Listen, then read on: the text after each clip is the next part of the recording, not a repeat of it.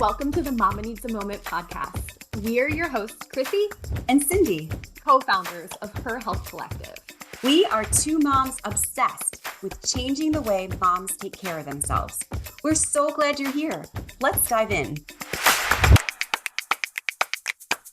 We are so excited to be here for another one of our mom chats. This is a new type of conversation we're having on Mama Needs a Moment, where we sit down with two of our beloved Her Circle members and dive into a topic that is pertinent and relevant to moms, but really from the perspective of just four moms sitting down having a conversation, like we were having a glass of wine or a cup of coffee and just chatting about it.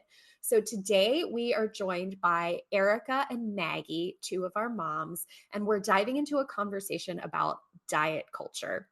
We were very strategic in selecting these two mamas because we know that they have done a lot of personal work in this space, work in this space, raise their kids in this space. Just they're in it, they're living it. And we know that this will be a very beneficial conversation. So welcome, Erica and Maggie. We are so excited to have you with us today. Excited to be here. Yeah, thank you so much for having us.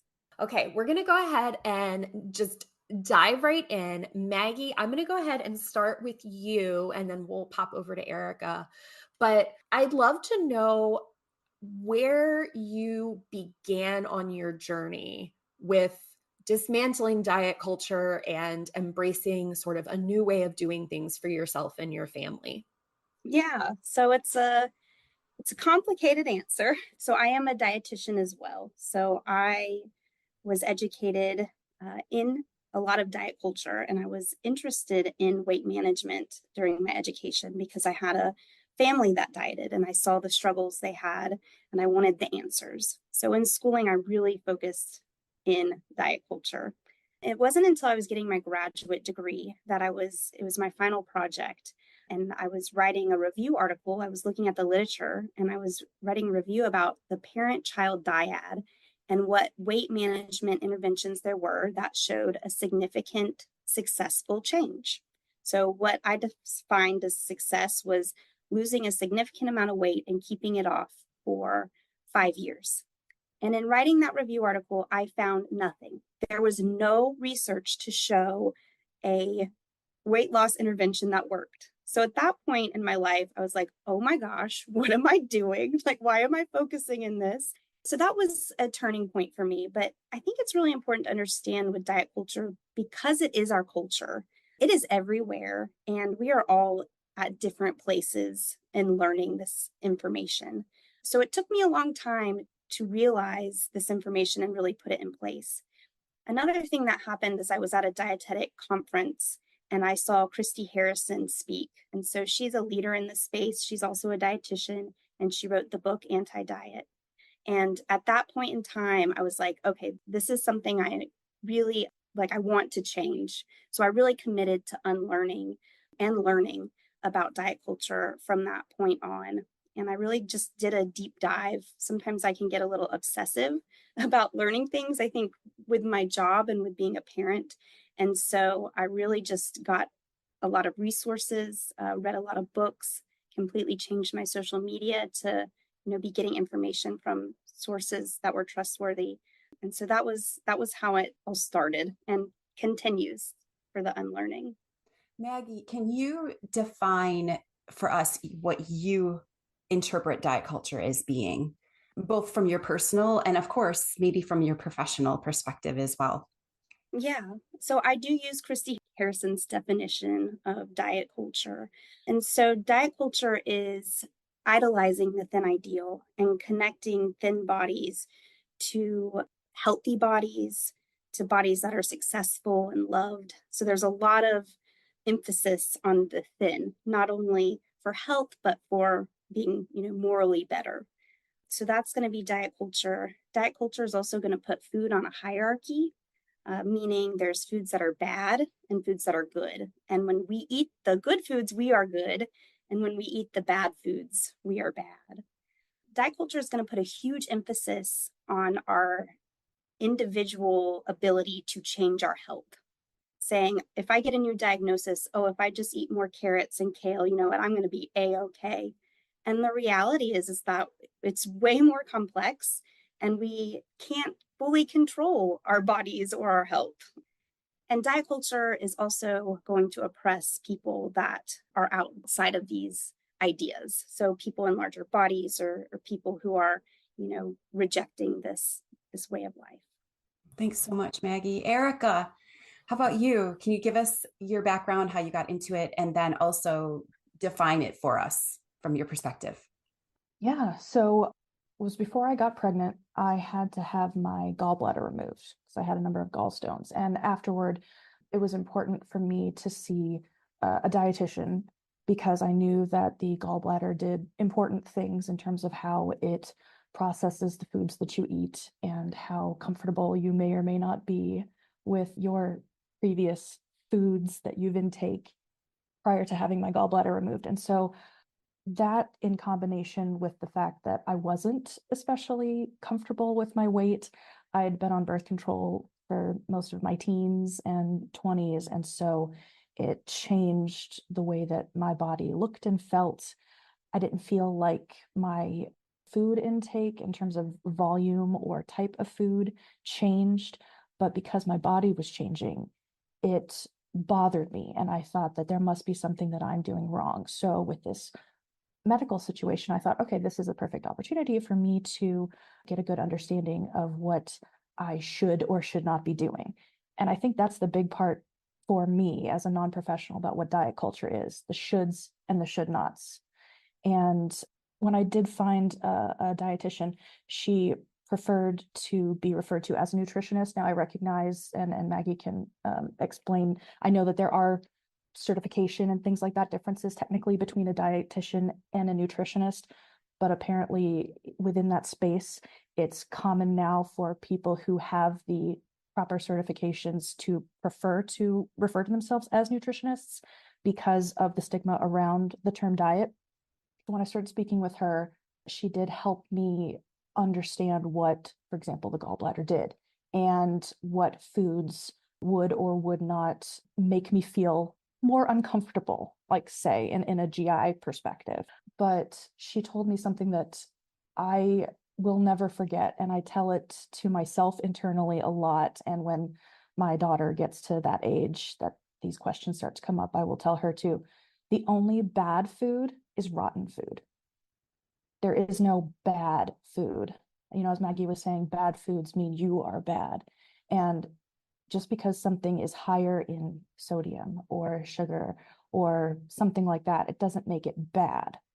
If you are physically able to eat it, then it's not a bad food. And so when I started thinking about it like that, it made me feel so much better that, hey, I am not my size. I am not my, what I see in the mirror, what I eat. And she really emphasized trusting your body in terms of the movement that you do and the foods that you eat and how much that you eat, because your body is a fine-tuned mechanism. And if you really tune into it rather than eating mindlessly or, some of these other mental and emotional processes that you can go through around eating and movement, if you're able to do those things mindfully, you can feel, hey, I just took 2 bites of this salad and it's the most wonderful thing I've tasted in my entire life. I must be missing some nutrient that is in this salad. Maybe my next meal should be something similar as well. Or I start walking around and, I don't really feel like sitting down. I'm just going to start getting up and moving and dancing. And, oh, this feels great. I'm just going to keep it riding. And just being aware of what your body wants and needs. Oh, I'm feeling full. Or, hey, ooh, man, I took a second bite of that cookie and that was just not making my tummy feel good. Mental note, next time we'll stick with 5 cookies and not 6, that kind of thing. So just being aware of how you physically feel with what you eat, don't eat, how you move or don't move. And for me as a child, I'm sure a number of women that are in our age group grew up with this. Your mother doesn't have to say, hey, don't eat that piece of cake or you'll get fat. They'll say, oh, I can't have any, I'm on a diet. Or they'll say, oh, I shouldn't. Or, I'm going to have to work that off later. Oh, well, let's do this so we can earn this treat or this that or the other thing. And so for me, it was really important to be mindful of the things that I would say around my child, who's 5 now, and she's only going to get bigger, and being aware of how the words that I say can be interpreted in her brain. Her father's side has diabetes that run in his family. Our conversation around sugar is not, no, don't have a cookie. It's, did you already have a cookie today? Okay, well then let's have another cookie tomorrow. And it's no comment about how much she's had. There's no stigma associated with it in that way, but being mindful of the fact that she could potentially have these medical issues. We also want to make sure that she knows there are other foods that she can eat that can satisfy those things, but in a way that's not, no more cookies. You've already had too many. Yeah. Yeah. Such an important distinction. And I'm glad that you brought that up, because I would love to dive into that a little bit more. Thinking about how our generation and how we were all raised, I think about those magazines like Teen Beat and Teen Bop or whatever they were called. And then you have like the Us Weekly and you see all these celebrities. And I remember seeing this one where it was Jessica Simpson, and she was on stage, and I guess she had put on a little weight, and the headlines were just ripping her apart.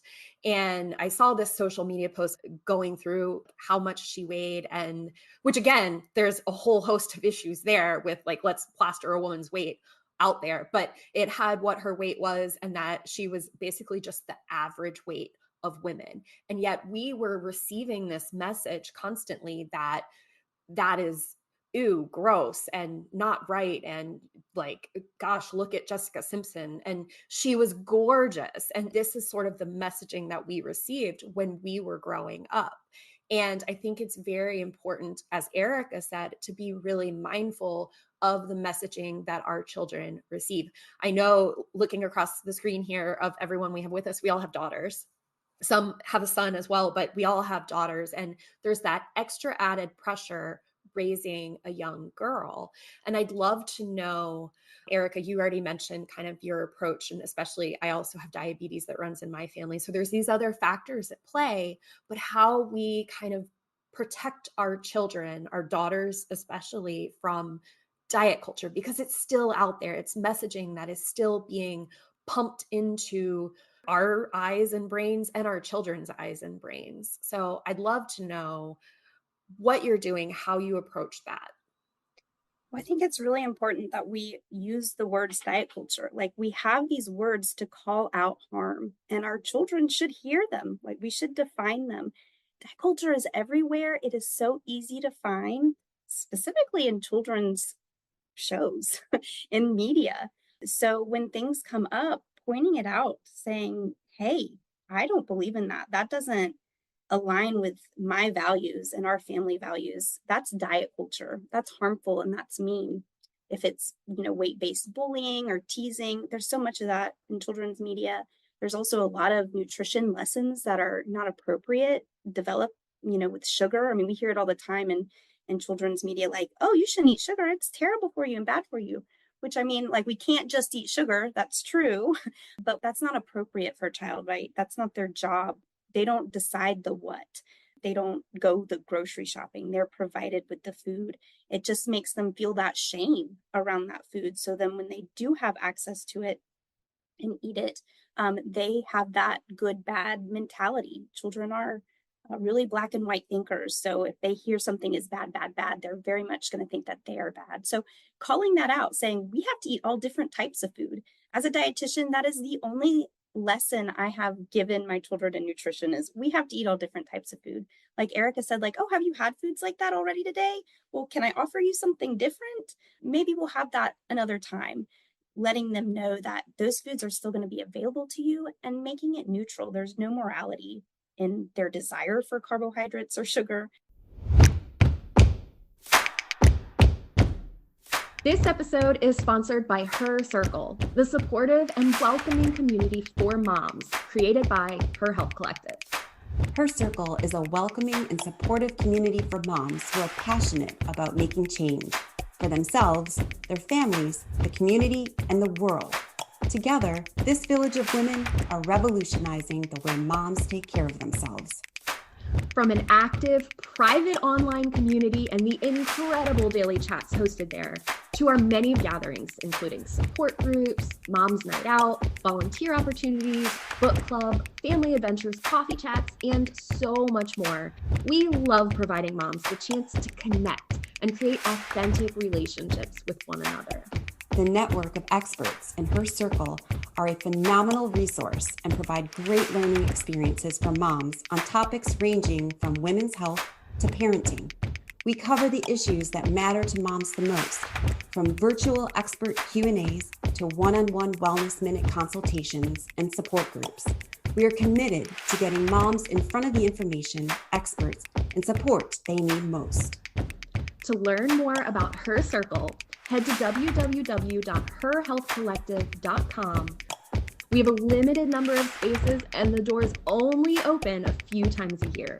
So be sure to add your name to the no obligation waitlist so you are the first to know when the doors officially reopen.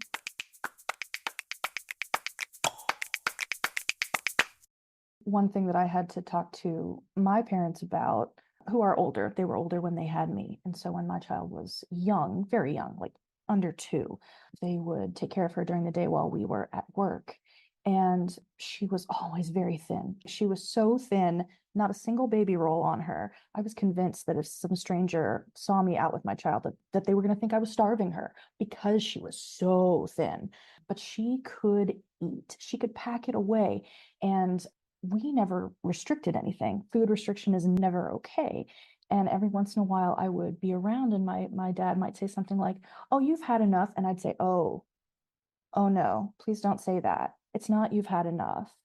And I might feel differently if my child were displaying some concerning eating habits or movement habits or something like that. But you cannot sit my child down for 10 minutes. She is moving and grooving and always has been. And so maybe if there were something to offset it, I might want to talk to a doctor or somebody like Maggie about how I should phrase something like that. Or, hey, maybe we've got enough of this. Hey, let's give you more of this other food. But we don't have any food restrictions. Whatever you've been offered, if you want more of any of these things, you want more grapes? Sure. If you want more crackers, sure. As long as it was already on the menu, you can have as much as you want. So food restriction in terms of volume is also really important to me in terms of how we do that. Because the other thing that we have to keep in mind is that we do live in places where cheap food isn't inherently the best food to be eating all of the time. And I know Maggie can speak to this. Unfortunately, if people don't have the resources to shop at, your Whole Foods or to get fresh produce and higher quality meats and things like that, we can't put that stigma onto our kids who will then pass it on to their friends who may or may not have the family resources to do things like that. Yeah, that makes a good point that diet culture is classist, right? Like we demonize foods, but some people don't have access to their food. So it's inherently classist. But you also made a really good point, Erica, that when you're mentioning people like to comment on what children are eating. So I think it's really important for our children that we have to be advocates. Like we have to kind of shut that down because they're listening and sharing, how you treat food in your household. And sometimes, when I don't feel comfortable or safe speaking up in the moment, I will definitely speak up later with my child. Like, how Uncle so-and-so was saying that about food. Well, I don't believe in that. That's not how I think of food. So using it as a teachable moment for our children. And another point that I think is really important when we talk about diet culture and children is the most important thing we can, or one of the most important things is modeling. I mean, we know that about children. We can say all day, your body is great. We can, all food is good food. But if we are ourselves dieting and being, even if we're not saying it, like they're watching us step on the scale. They're watching us pinch our bodies in ways and being displeased with ourselves. So we really have to practice what we preach in this work. You may find this interesting. I have a scale. Most people do. I don't use it, but I do have it. And for a while when my daughter was younger, like when she was between 3 and 5, every once in a while she'd step on it and I'd help her read the numbers. So we would kind of just do it as numbers. And she wanted to see how she was growing.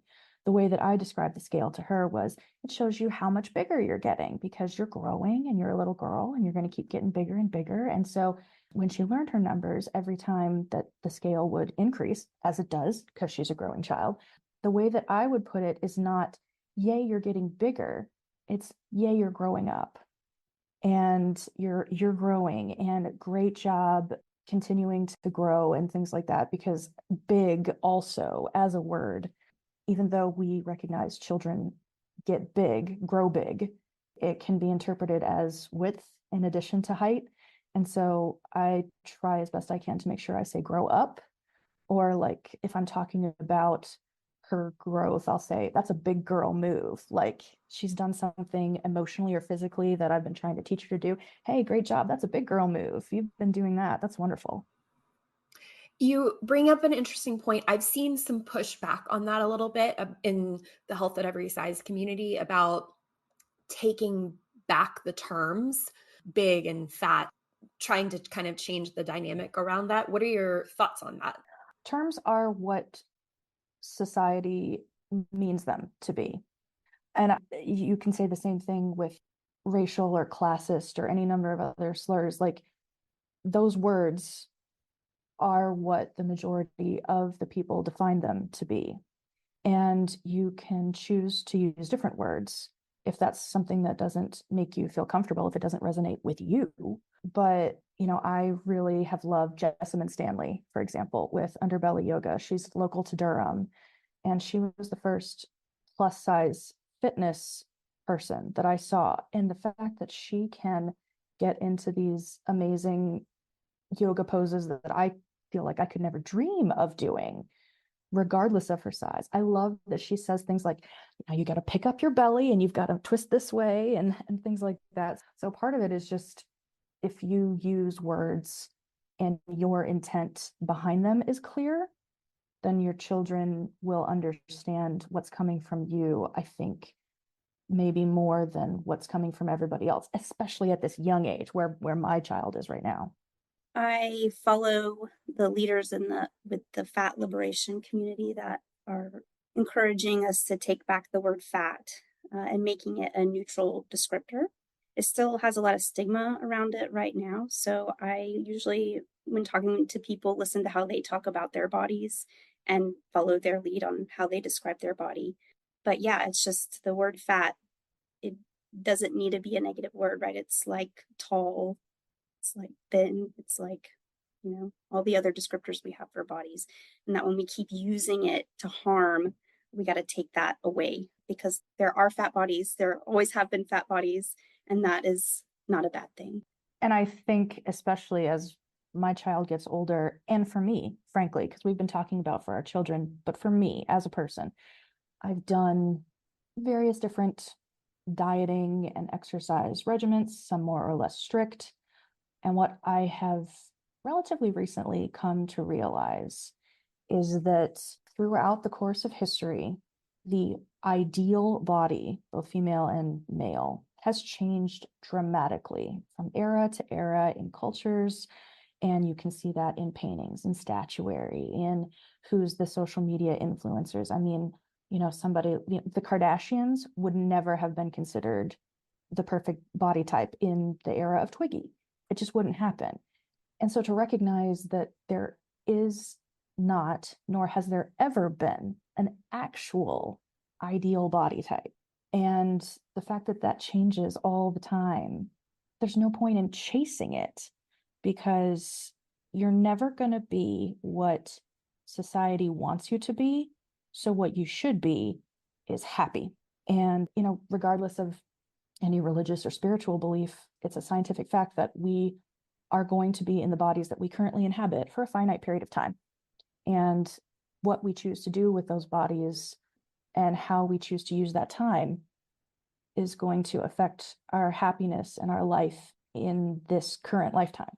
So we can choose to spend all of our time and money on diet fads and going to the gym for 12 hours a day and getting nipped and tucked here and there.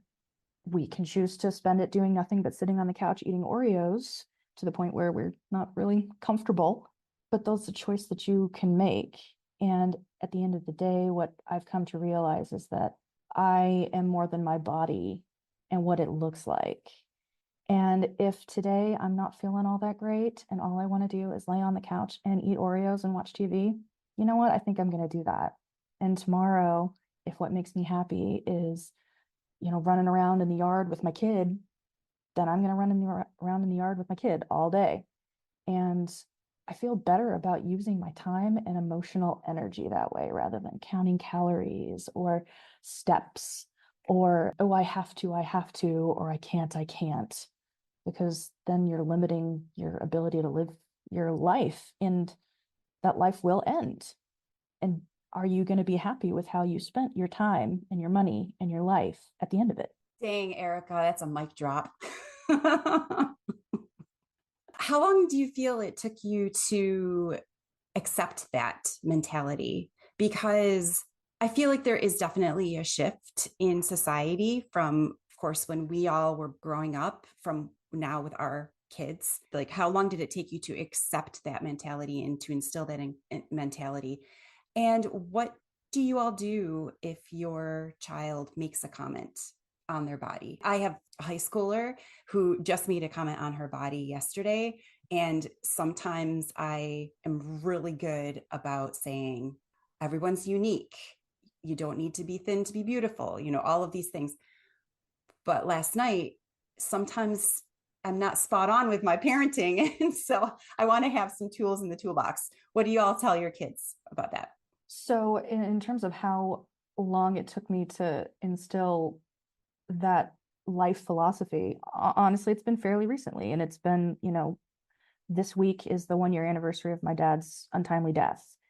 And so I had to recognize that if life is finite and time is finite, then how you choose it is really, really important. We all know that intellectually, but it's not something that we practice all the time. So I'm a practicing Buddhist, and one thing that they encourage actually is when you wake up every morning, think to yourself, I'm going to die today, and think about how you want to live the last day of your life. It isn't necessarily about, oh, I need to go see the Eiffel Tower, or I need to eat at this restaurant. How do you want to act to people? How do you want to embody who you are and what you are as a person and your values? Who do you want to be kind to? Who do you want to smile at? Who do you want to be patient for? And so doing that has made it very clear what matters and what doesn't matter in this life. Now, you don't have to have any particular religion in order to do anything like that, of course, but making the leap between I intellectually am fully aware that my life and my body will end at one point and internalizing that, because death culture is another thing. People in America are very uncomfortable with the concept of that finality, but your discomfort does not change fact. And so things like that, how you use your time, can be a way that you can maybe tap into something like that. Now, as far as what I say to my child, thankfully, I don't know if it's age. She just started kindergarten, so I'm sure some of these things are going to start coming up more and more frequently. Right now, the only comment that she makes about bodies is about makeup. Her aunt, my sister-in-law, has always really been into makeup. And so when she was very small, they would do makeup on each other. And I was always a little nervous about that. My child's artistic and I love artistic expression in all forms, makeup being an example, but I don't wear makeup. And it's really important to me that she understand that makeup is not a requirement to look pretty. And every once in a while, including recently, actually, she was meeting somebody new and she said she wants to wear makeup because she wants to look pretty. And so every time she says something like that, which thankfully is more infrequent now, I say, baby, makeup doesn't make you look pretty. Makeup makes you look fancy. Do you want to look fancy? Then sure, pretty dress, pretty shoes. If you want to put on makeup, you want me to style your hair in a certain way? Sure. You're always pretty. But if you want to look fancy, sure, I can make you look fancy. I'm not sure how long it's taken me. I really kind of imagine it more as a journey. Like, I feel like, those turning points, I feel like I'm always coming into new information and learning more and more about how to support myself, but also supporting others in this work. For body comments, and I think you'll be the expert, Cindy, because my children are also younger. So with the age group, it's going to change. But I think coming from a place of curiosity to get a real understanding of what that body comment, means, like how are they feeling about their body, helping them realize that a lot of times human bodies are uncomfortable. And when stress and things happen, it's very normal to kind of turn on the body. So helping them zoom out and bring curiosity, is there anything else going on? And sharing your values with them as well. Maggie, I want to piggyback on that because Cindy, I obviously don't know what it was that your daughter had said, but in my mind, I could see someone saying something like, let's say they're trying to do a sport or they're trying to physically do something, a pull-up. This has happened recently where my child's father, he did a pull-up and she wanted to try to do a pull-up and she tried, but she's 5. And she said, Mommy, can you do a pull-up? And I said, no, baby, I cannot do a pull-up. Well, why can't you do a pull-up? I could have said, well, Mommy's too fat to do a pull-up, or Mommy's arms cannot support Mommy's weight, like if I wanted to be really scientific about it. But what I ended up saying was, Mommy uses different muscles and Mommy doesn't do pull-ups very often. If I practiced more, I could do a pull-up, but I don't practice. So if you want to get good at doing a pull-up, I can help you practice. So maybe if the issue was, oh, I'm too fat for this, the response could be, no one's too anything for anything. You can practice and get better at darn near anything in this world.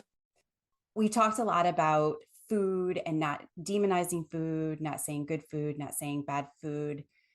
So can we talk about this a little bit from the perspective of neurodiversity? I struggle with this quite a bit because my kids thrive on sugar and carbohydrates because it gives everybody the dopamine kick, but especially for some neurodiverse kiddos. And they tend to be a little bit more regimented with their food. They don't explore as much with their foods.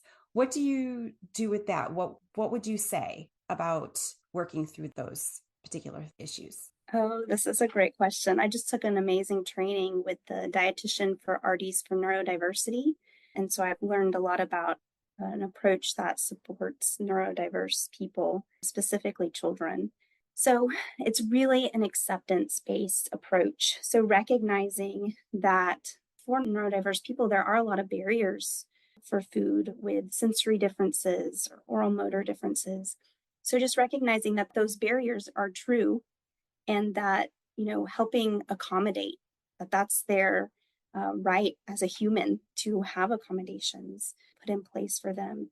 And so, recognizing like the one thing that diet culture really takes is this trust from the body. Like we can't trust our body. We know that's not what the My Plate says, that we're the vegetables, right?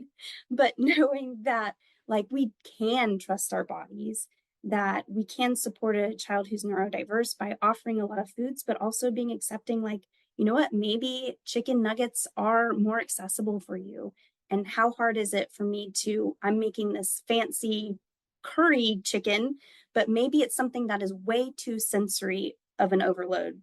And maybe I can accommodate you by also offering chicken nuggets. It's not much harder for me. You're still going to get, different nutrients from food. And that's very different from diet culture, right? Like how we can't just serve those foods and they're convenient and processed, but there's nourishment there and it's providing accommodations and other support, like making sure you're offering a variety of foods and supporting with having access to food.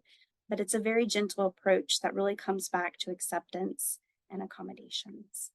I have discovered, and there's a number of different things, the kid food explorers. So they have like the eat the rainbow idea where it's like, okay, well, so today we're going to eat purple. Tomorrow we're going to eat blue. How all of the different colors of various produce provide different phytonutrients, all of which are important and do different things. And so my child loves rainbows and colors. And so doing things like that have been helpful to try to get her to try different things. We also have this approach where we ask her if she would try something that we've made for ourselves. And if she doesn't want to, I'll say, can you sniff it? Can you sniff it? How's that smell? And if the sniff test goes okay, like, okay, maybe it's not too overwhelming for sniff, then I'll say, can you lick it? Would you try licking it? Just so those simple little things. And we don't say, would you try? It's like, do you want to lick it? You want to smell it? And maybe a third of the time, the actual food gets all the way into her mouth and she'll chew it and swallow it.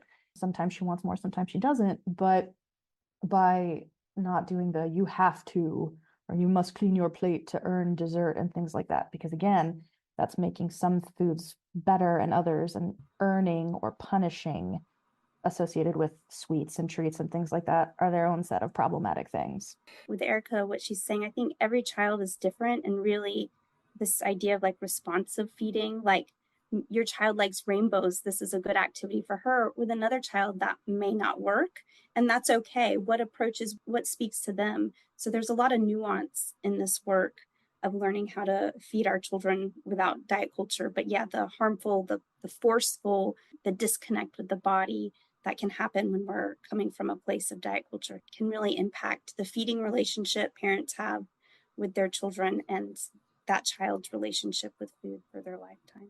Thank you so much, Erica and Maggie, for joining us. I did want to throw out that we cheated a little bit in this conversation because we had Maggie join us, who is a Her Circle member, but is also a Her expert. So we got to have a little of her expertise thrown in there. And Erica has a lifetime of experience too, and wisdom, and lots of mic drop moments. So thank you both for joining us for this fabulous conversation. I really enjoyed it, and hearing from you and getting to see both of your faces for 30 minutes during lunchtime. It's great. It was awesome. Thank you guys. It was nice to come. Thank you. This was great. We've enjoyed hanging out with you today, friend. We hope you got to finally enjoy a hot cup of coffee as you listened. Make sure you follow us so you're the first to know when we drop a new episode. If you've enjoyed your time with us, let us know by leaving a review. We always love hearing from you. Until next time, stay true to you.